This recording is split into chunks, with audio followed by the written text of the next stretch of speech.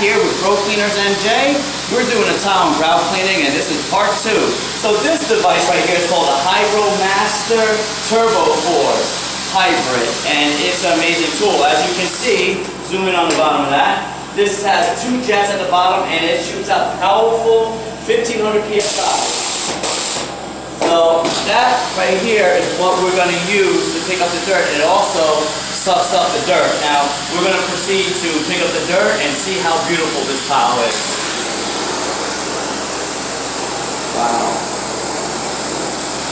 Look at that, right underneath the beautiful tile. This is back to the 1940s tile, and it has never been cleaned this thoroughly, even in the lines. Even the lines, the dirt coming out. And this is going to be a hell of a project to do. I mean, we're not done by far. But if this is residential tile and grout, you can just imagine how beautiful your kitchen and bathrooms will come out. You know, it's still a huge, huge difference in what it looked like. And we're going to proceed. I mean, it's just coming out beautiful.